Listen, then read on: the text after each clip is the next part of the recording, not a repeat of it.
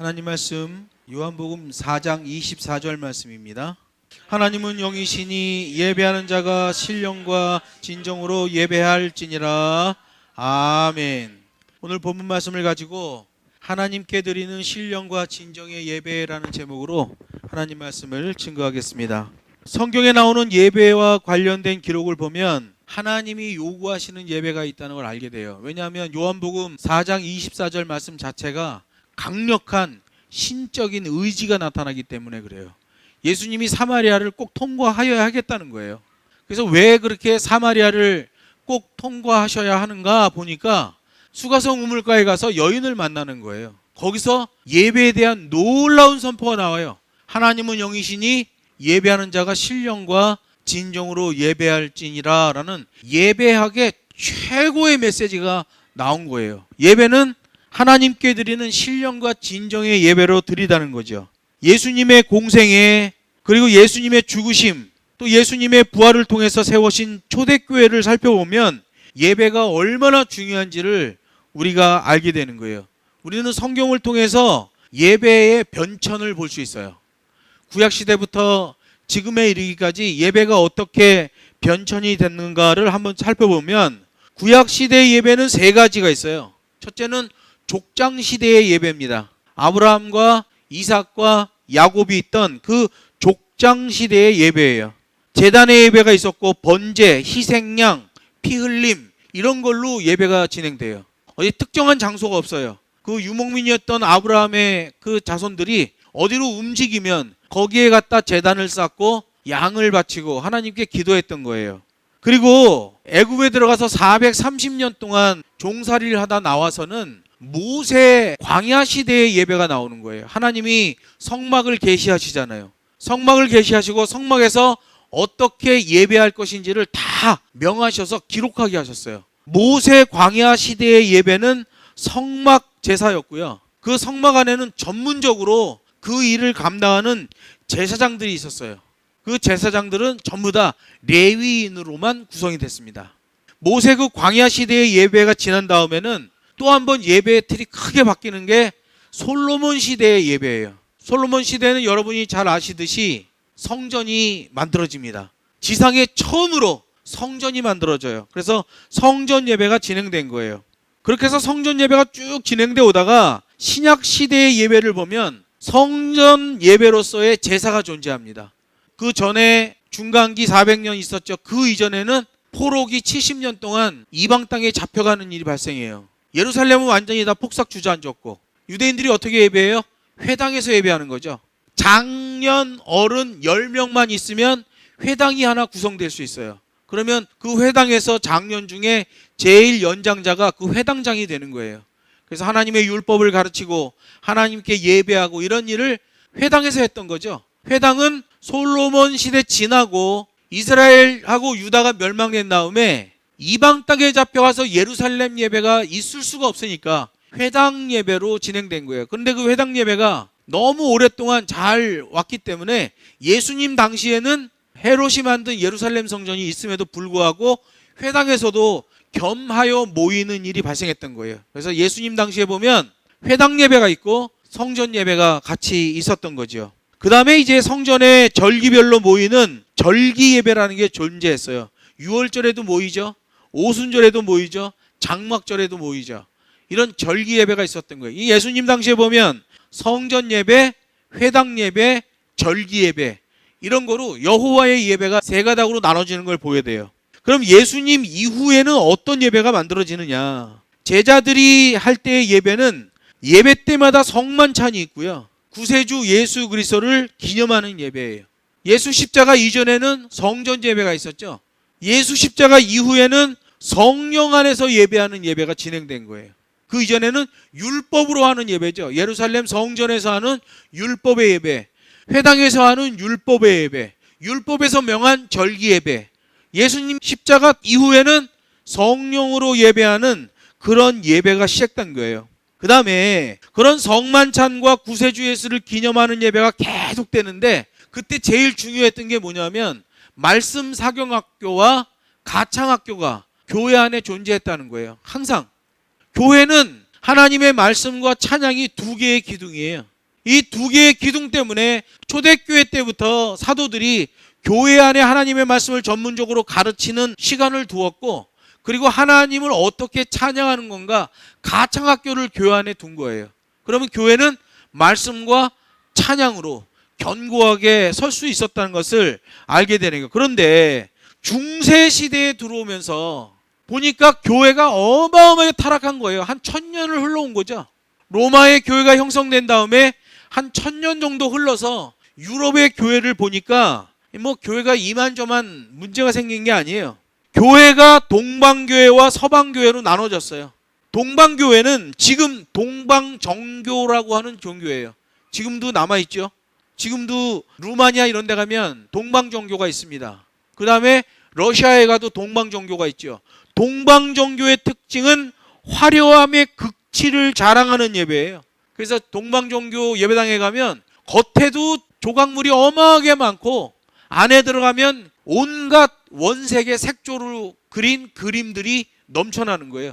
동방정교는 화려함의 극치를 자랑한다. 그래서 그 동방정교의 특징이 말씀 중심이 아니라 문화, 미적 감각의 예배를 드려요. 그러니까 동방정교 가면 그 목사 사제들도 그냥 뭐 금박으로 한 멋있는 사제복을 입고 나와서 예배를 인도하는 걸 보게 돼요. 걸어갈 때부터 뭐 대단하죠. 그 사람들은 뭐예요?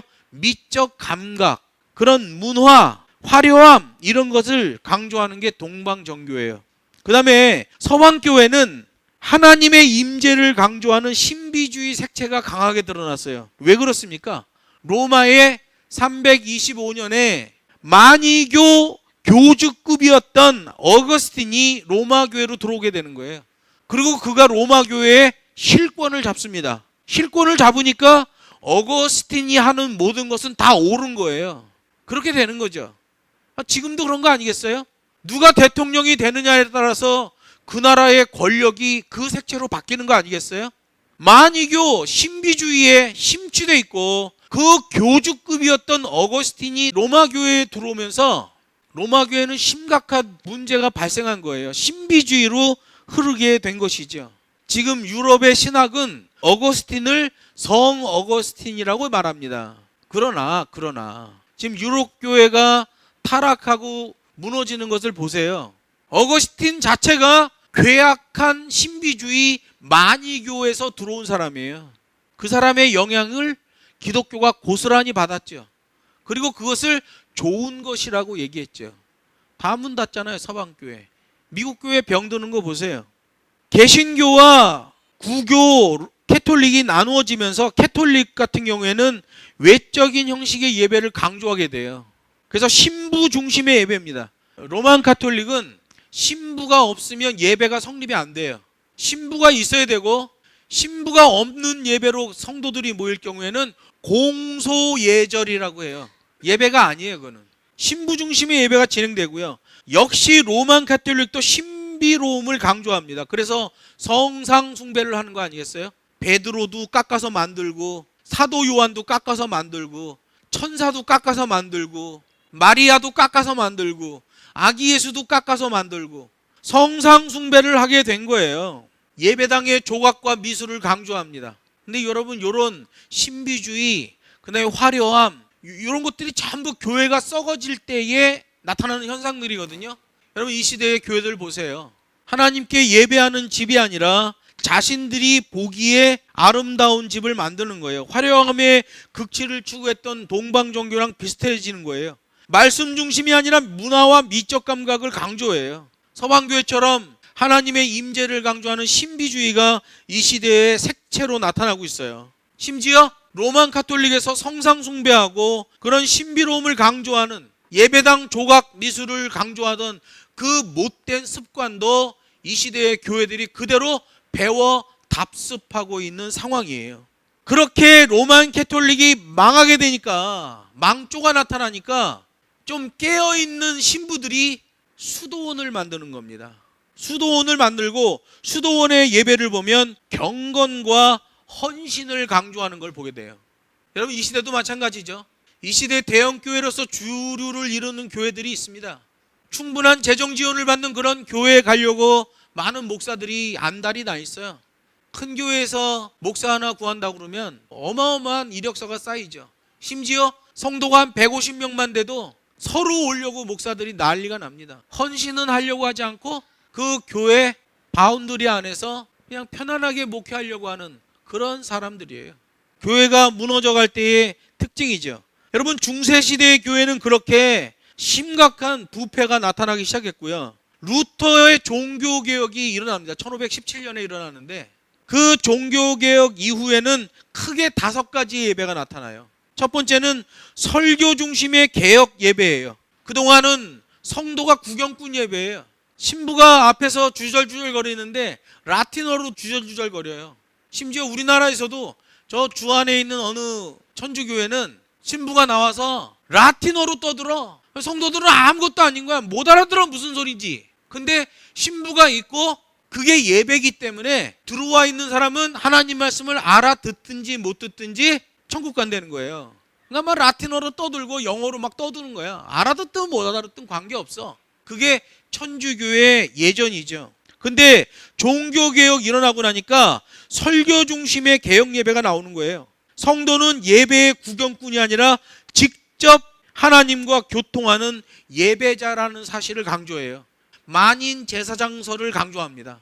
우리 한 사람 한 사람이 하나님의 말씀을 알아야 되고 하나님과 교통해야 되고 그런 사람들이 모여서 예배하는 것이 하나님께 드리는 예배다라고 받아들이기 시작한 거죠. 그런 이론을 얘기하면 구교, 천주교에 있는 신부들, 그 종교 지도자들은 뒤로 다 빠지죠. 왜? 자기네들이 설 자리가 없는 거야. 그동안은 고해성사도 자기네가 듣고 하나님께 기도해 주는 거잖아요. 하나님과 성도들 사이에 신부가 존재했단 말이에요. 영매처럼 어떤 영적인 매개체로 신부가 존재했는데 개혁주의 교회가 나오니까 이거 영매가 필요 없다. 하나님과 성도가 직접 교통하는 거다라고 주장하기 시작한 거예요. 맞는 거죠. 종교개혁 당시에 쯔빙글리라는 사람이 있는데요. 그는 설교 중심의 예배로 발전시키는데 아주 큰 역할을 해요. 성경 봉독을 합니다. 근데 이 쯔빙글리의 약점은 악기 사용을 제약했다는 거예요. 교회에서 악기 사용을 막았다는 거예요. 근데 이 사람이 악기가 싫어서 악기 사용을 막은 건 아니에요. 예전에는 음악이라고 그러면 전부 하나님을 찬양하는 음악이었어요. 그런데 중세시대에 돈 많은 지주들이 나오는 거예요. 돈 많은 영주들이 나오는 거예요. 교회에서 하는 교향악단 너무 좋아 보이는 거야. 근데 나도 돈이 있어, 개인적으로. 그래서 돈을 주고 그런 음악가들을 사오는 거예요. 어디서 있던 음악가예요? 교회에 있던 음악가죠. 옛날엔 개인이 음악을 안 했단 말이에요. 교회에서 하나님을 찬양하던 음악가를 돈 많은 영주가 돈 주고 사와 빼내버리는 거예요. 자기 집에다가 놓고 요즘 오디오를 통해 음악을 듣듯이 자기가 음악 듣고 싶을 때 집합 이래가지고 음악가들 나와서 악기 세팅하고 실내악을 연주하게 하는 거예요. 그래서 실내악이 나오는 거죠. 교향악보다 더 작은 사이즈로 실내악이 나온 거예요. 수많은 예배 연주자들이 돈을 더 많이 주니까 더 편안하니까 그런 영주들 밑에 가서 돈 많은 사람들 집에 들어가서 그 집의 음악가가 되는 거예요. 음악이 타락했고 악기가 타락하고 그 음악가가 타락했죠. 그래서 쯔빙글리는 교회 예배 음악에 악기 사용하는 것을 극히 꺼렸고요. 특별히 그 악기 사용을 꺼린 이유는 그 악기 연주자가 그렇게 교회를 배도하고 나온 자들이기 때문에 그래요. 제가 예전에 어느 교회에 가서 찬양을 하는데 연주가 특이해. 교회 연주법이 아니야. 그래서 내가 끝나고 물어봤어. 서울의 큰 교회예요. 끝나고 물어봤더니 밤무대에서 이렇게 악기 연주하고 오브리 때리는 애들 있잖아요. 그런 사람들을 돈 주고 데려다가 교회 음악을 시키는 거야. 그 사람들은 악보도 필요 없어. 누가 이렇게 노래를 시작하면 바로 따라서 즉흥 연주를 하는 사람들이에요. 그 와서 1시간 앉아서 뚱땅뚱땅 해주면 뭐 30만 원, 50만 원 주니까 밤무대 그냥 하루 종일 내 하고 20만 원 받는 것보다 낫잖아요. 교회는 1시간만 하면 50만 원씩 주니까. 그래서 여러분 연예인들이 교회로 그렇게 몰리는 거예요. 편하거든. 와서 노래 한 2곡 부르면 200만 원씩 주니까 요새는.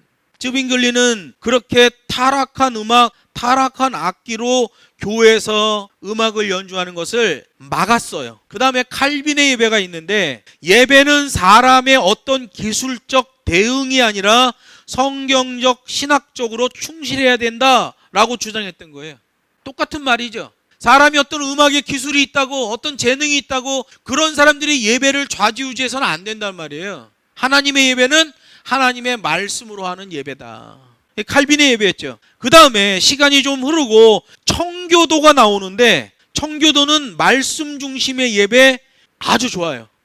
청교도는 정말 하나님 말씀을 사모하고 그 말씀 중심의 예배를 했던 사람들이에요. 그런데 문제가 있어요. 예전 의식에 얽매이지 않는 거예요. 여러분, 기독교는 내용도 중요하지만 형식도 중요한 거예요. 형식이 무너지면 내용은 엉망진창이 돼버리는 거죠. 그런데 이 청교도들은 내용만 강조했지 형식은 형편없는 것으로 여겼다는 거죠. 이게 이제 문제가 생기는 거예요. 그 이전에는 기독교에서 대표 기도를 시키면 그 대표 기도를 다 적어갖고 했어요. 하나도 틀리면 안 되니까 적어가지고 그것을 외우거나 그것을 보고 읽었어요. 그런데 청교도는 기도문 없이 마음에서 우러나오는 자유로운 기도를 하게 했어요. 일장일단이 있죠. 근데 문제가 더 컸습니다. 그 문제가 누적되다가 보니까 부흥운동 시대가 도래한 거예요. 자기 마음대로 하는. 그때 나타난 사람이 요한 웨슬리죠. 감리교 창시자. 찬양, 은사, 신유, 방언, 예언, 이런 것들을 예배 가운데 막 갖고 들어온 거예요. 예배 드리고 있는데 어떠한 사람이 벌떡 일어나서 하나님이 나에게 좀 말씀하십니다 그러고 막 말하는 거예요. 여러분, 하나님의 계시는 요한계시록 계시로 끝났어요. 하나님의 계시는 구원 계시예요. 예수 그리스도 십자가 구원으로 완성됐고 그 모든 것을 정리해서 요한계시록까지의 계시로 하나님의 계시는 끝났어요. 그런데 하나님의 계시를 받는다는 사람들이 나오기 시작하는 거죠. 언제? 미국 부흥운동 시대. 제가 말씀드렸듯이 1960년에서 1980년대 그 사이에 미국이 경제적으로 막 부흥할 때 아버지들은 집으로 가다가 러브호텔로 들어가고 막 무너지는 거예요. 왜 무너져요? 청교도들의 추구하는 방식에 문제가 발생한 거예요. 뭐예요? 형식을 도외시했던 거죠. 내용만 강조했던 거예요. 그러다 보니까 하나님의 말씀이 엉뚱하게 흘러버리는 사건이 발생하고 미국의 부흥운동 시대라고는 얘기하지만 완전히 왜곡되고 삐뚤어져가는 시대를 교회가 통과할 수밖에 없게 된 거죠. 그리고 그들 지난 다음에 미국 중심의 21세기 예배운동이 벌어지는데요. 여러분도 들어본 적 있을 거예요. 윌로우 크릭 커뮤니티 교회라고 있어요. 빌 하이빌스 목사가 만든 교회인데 이 교회가 공연과 문화 요소를 섞어서 진행하는 거예요. 1975년부터. 여러분, 항상 미국 교회 그러면 1960년부터 80년까지의 부흥운동 시기와 함께 부패됐다는 걸 꼭 기억해야 돼요. 그래서 그 사회도 다 무너지는 거예요. 1975년 이 부흥운동 시대의 정중앙에 빌 하이빌스라는 목사가 나와서 교회 예배에 공연을 집어넣고 문화 요소를 섞어버리기 시작했어요. 엄청나게 부흥했죠. 그래서 우리나라에서 잘 나가는 미국 10대 교회 이래서 제일 먼저 나오는 게 윌로우 크릭 커뮤니티 교회예요. 그런데 작년에 어떤 일이 벌어졌냐면 이 교회가 문제가 대두되는 거예요. 예배 때 공연과 문화 요소를 자꾸 올리다 보니까 성도들이 삐뚤어진 거죠. 하나님에 대한 그 중심이 흔들려 버리는 거예요. 없어 아예. 그래서 교회가 요동치니까 윌로우 크릭 커뮤니티 교회 사역팀에서 뭐라고 얘기를 했냐면 작년 2022년에 만약에 교회에 대하여 불만족 시에는 1년 동안 했던 11조를 개인에게 다 반납하겠습니다 그랬어요. 돌려주겠다 그랬어요. 왜? 성도들이 주일날 나와서 교회 와서 공연을 좀 봐야 되는데 멋진 문화행사를 봐야 되는데 1975년부터 해댔고 그렇게 오랜 시간 동안 해댔으니 이제 바닥이 드러나죠. 누굴 데려와도 비슷비슷하죠.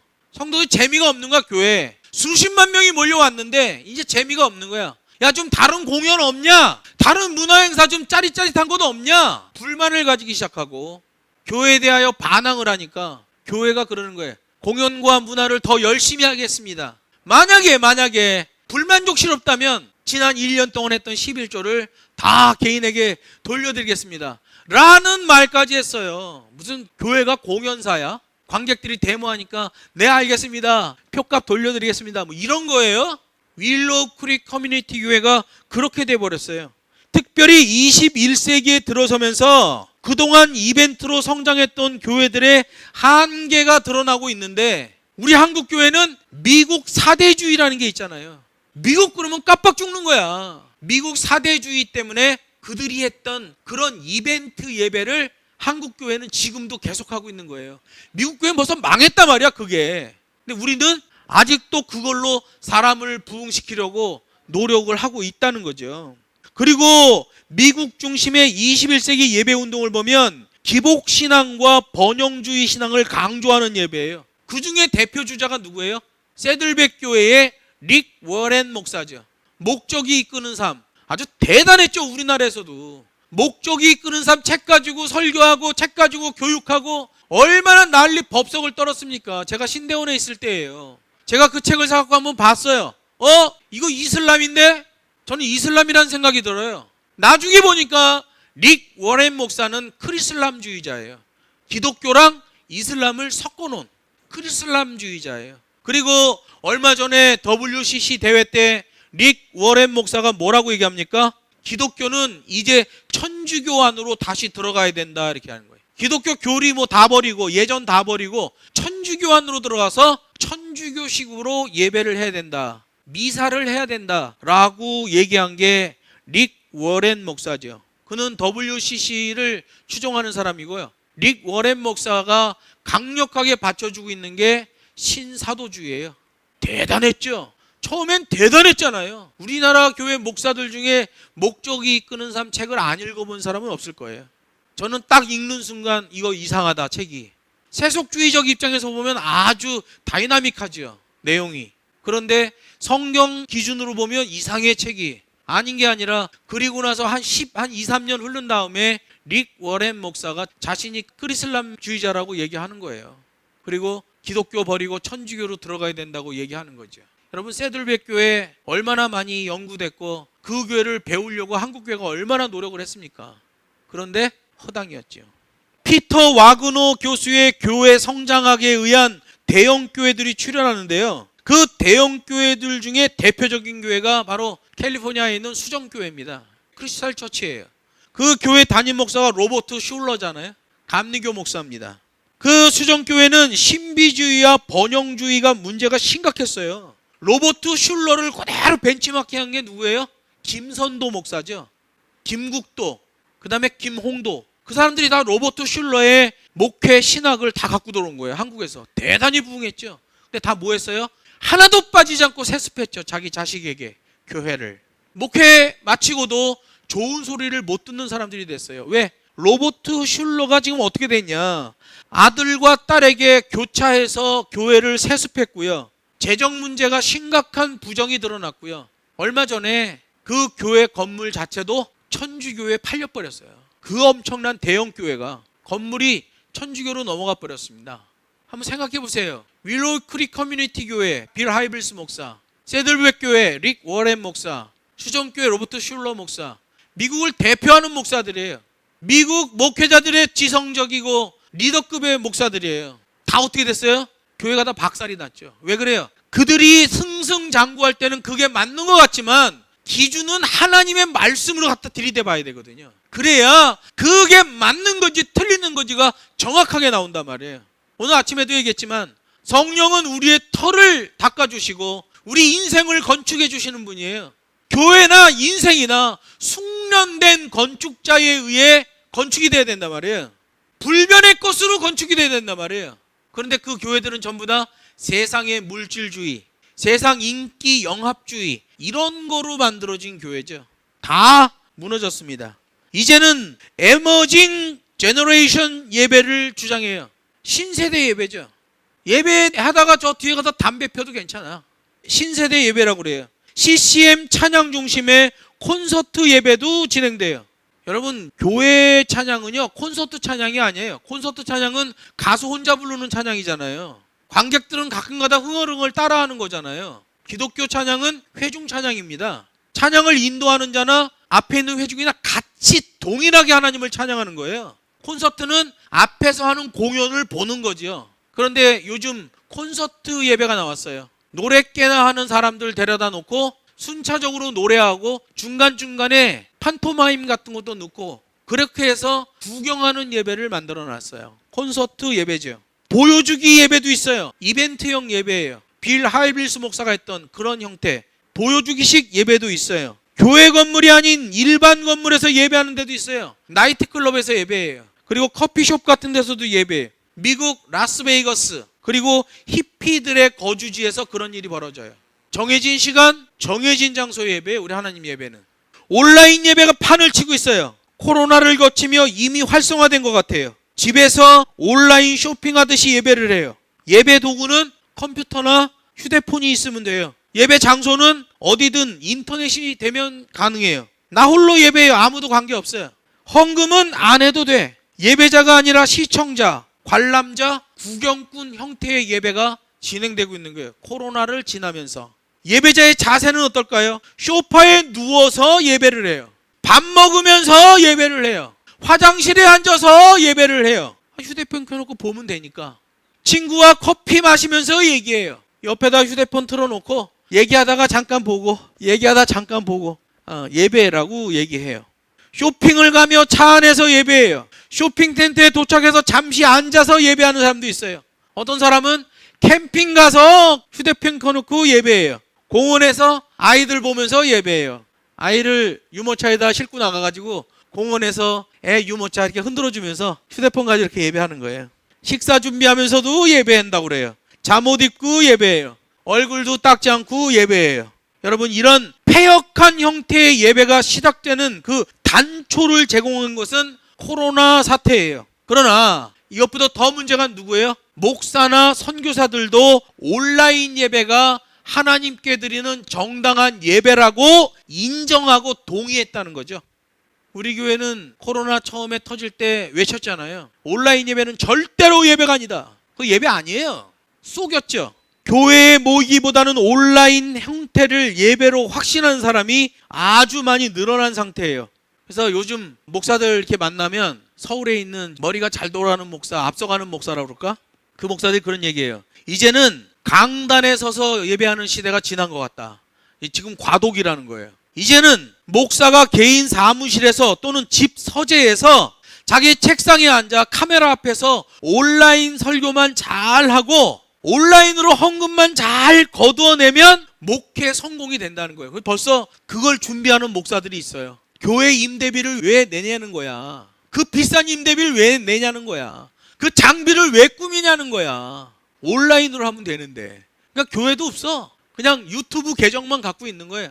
자기 사무실에서 노트북 앞에서 설교하고 맨 뒤에 후원 계좌 이래가지고 헌금 받고. 미국은 70년대부터 그런 목사들이 있었습니다. 우리나라는 코로나가 지나면서 이 예배가 왜곡되고 뒤틀리면서 그런 목사들이 지금 나오고 있는 거예요.